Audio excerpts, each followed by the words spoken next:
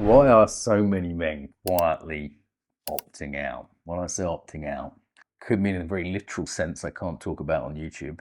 Could mean in the sort of medium sense of just quitting a job, not trying to get a girlfriend, just say, you know what, life isn't really worth playing as a game. Come back to that. Or it could be in a sort of little way, like I find myself with this sometimes, just not quite giving it my all, not really thinking I can win, not really thinking it's worth it. Sort of in a small way. And I think this is everything from the most physical side of things, through to sort of depression, through to just a bit of apathy, through to losing oneself in distraction. I found myself playing a computer game this morning on my phone, and I was like, no, I've got a message, is something I want to say. I want to create something, not just consume something. Who cares if it gets 300 views like my last one, It's like, but that took some effort because we're hooked on the little dopamine distractions of our phone, on porn, on drugs, all the different things that people get hooked on because they need some escape. What are they escaping from? The meaninglessness of modernity, the sense of what's the point? If there's no God, if there's no religion, if I'm not in service to something higher, what am I doing this for, right? So, first big point. If people don't have a higher calling, don't have a sense of the divine, the world is disenchanted, it's sometimes said, what's the point in getting up? What's the point of it? Yeah, and I think that this has been, Nietzsche identified this has been a problem in all of modernity, that without that higher power, like, what's the point? This is why in sobriety, I'm long-term sober, 18 years sober. The first thing they do is just say you need a higher power. Yeah, you need a reason to keep sober. You need that purpose in life. A world sort of bereft of meaning, and this wasteland, as T.S. Eliot would call it, simply doesn't have a point.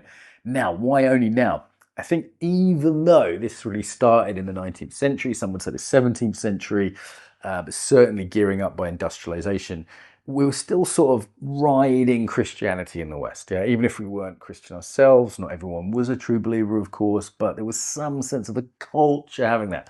So in the British Empire, for example, now much demonized, even though it ended slavery, raw Britannia. Anyway, so much demonized in the British Empire, people thought they were spreading something good. You may disagree with that. Personally, I think they often were, not always, but often.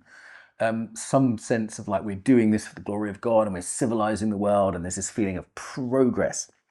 That feeling of progress has come to a grinding halt. Have you noticed this?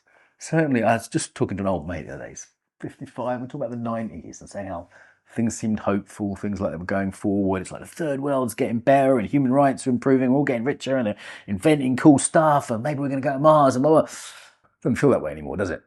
It feels that we're kind of grinding to a halt. The West, as a civilization, doesn't believe in itself. There's a sort of decadence, a decline. Many people have given the analogy of the Roman Empire. We're in a time of decline. And it's like we've lost our confidence. We don't have that, like, go to the other side of the world and make them civilized for the sake of West modernity empire. Oh, I was saying that. Anyway, so we've lost that kind of confidence in ourselves. This is a kind of self-ending. Yeah, this is a kind of death wish, really, that's just in the culture. So that's the bigger sense of it, but it also comes right down to the individual level. A guy just goes, why am I getting up in the morning? What's the point? First thing. So, solution, we need to find meaning in our life. Everyone needs to be religious again. We need a new crusade. God wills it! Okay, so coming down. Second big thing why men are opting out. They don't feel like they can win, right? Like, you don't play a game you can't win. Even on a computer game, right? If it's too hard, you just go, there's no way I can win this. Yeah. Remember as a kid, we played a rugby game. We played a posh school from a state school. We played a fee-paying school.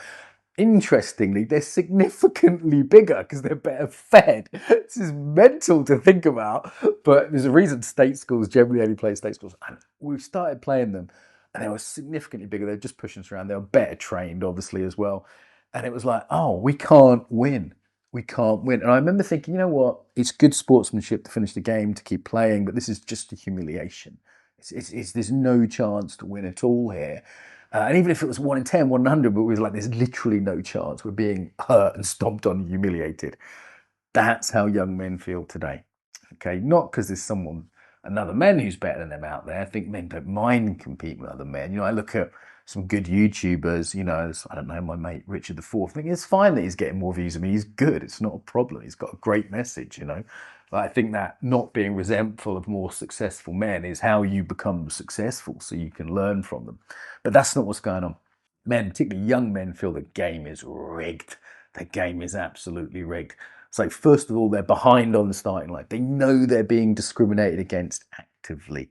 Yeah, people might say, "Oh, it's a pendulum effect," and white men had it good for so long. I'm like, not me, not the young white men today, definitely. So that's not really justice, is it? This idea of social justice, punishing people now for the supposed sins of the grandfather.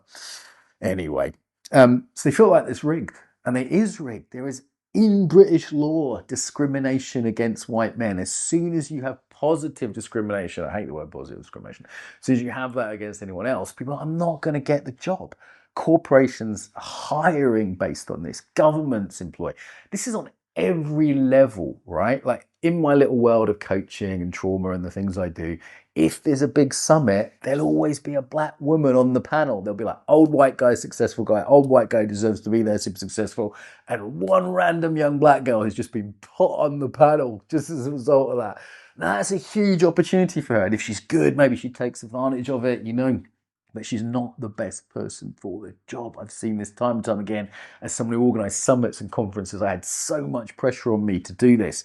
And we did for a while. And then eventually we went, no, this is wrong. This is not okay. And people tried to cancel us just by saying, we want a meritocracy. We want the best person for the job.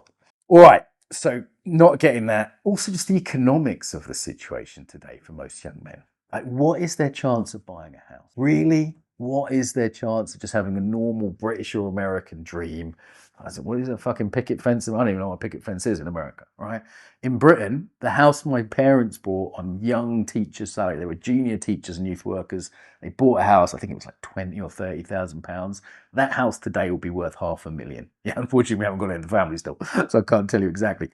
Gutted. Anyway, so just my chance of Generation X, and I've been relatively successful. I've got a business I do okay, and I can probably just about afford a small house now if I move back to the UK and got a mortgage, right? Just about if I want to be in debt the rest of my life. For my parents' generation, it was completely different. For the younger generation, even worse, even worse. And of course, they're resentful of mass migration to the country. If they go, there's only so many houses, it's a supply and demand issue. Obviously, we could build more houses, but the UK is a small place and don't really want to destroy the natural world. So, of course, they're resentful.